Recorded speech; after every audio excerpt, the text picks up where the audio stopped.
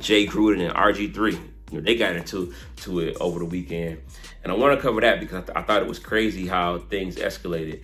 Apparently, like in the Dallas game, no, in the Eagles game last week, the Eagles game, Jay Gruden came on Twitter talking about how they didn't set Jalen Hurts up for success. They didn't pick up a blitz. They were just letting Jalen Hurts get hit, get sacked and stuff, and be under pressure. And they didn't, give him a chance.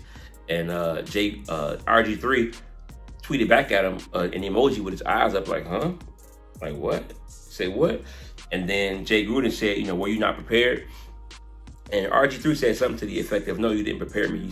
You told me that you didn't know how to coach a quarterback who could also run, And it was widely reported back then, I think this was 2014 to 2015, that Robert Griffin, got hurt for being a mobile quarterback and was never the same. And he was always saying that, like, the offense wasn't set up to protect him, you know what I'm saying? And he blamed his whole career on getting hurt that year, And for the record, RG3 did come back.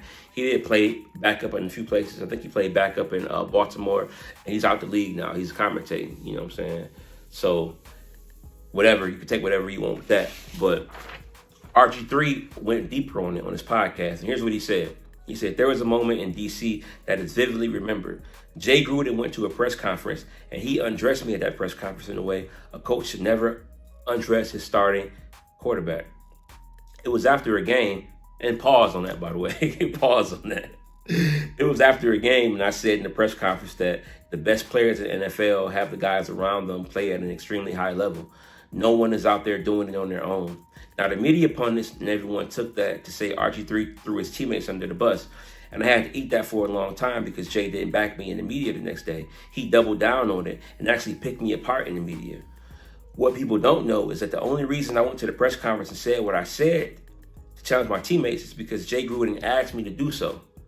What hurt me after that is that in the press conference, not only did Jay Gruden not have my back, but he actually burned me with it the next day. He actually came out the next day and burned me in the media.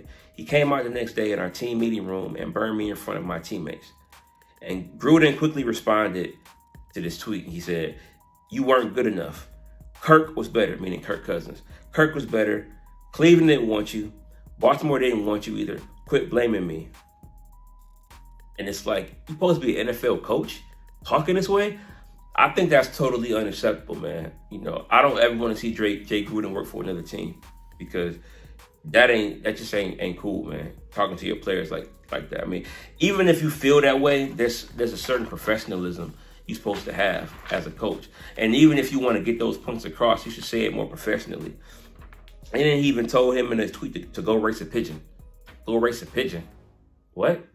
So, yeah, I'm not with John Gruden on this stuff, man.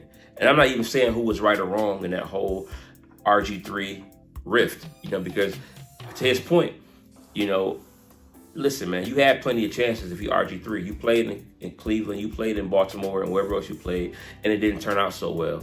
So, you can blame it on Washington, but you had your chances. And you can say maybe your injury was never the same. Maybe so, but still, like, to keep blaming is, kind of petty. But I definitely disagree with how Jay Gruden responded. It was very unprofessional and just lame. And if I'm an organization, I don't want to hire no coach on my staff who's going to be like talking to players like that because, players kind of like, players. I don't want to say they run the league because coaches have more power in the NFL than, let's say, the NBA. In the NBA, you definitely can get with it. The players run the NBA, period. NFL, a little more balanced, but still, players got a lot of say-so. And if I'm a player, I don't ever want to play for Jay Gruden anymore if that's how you're going to talk about your former players in the media.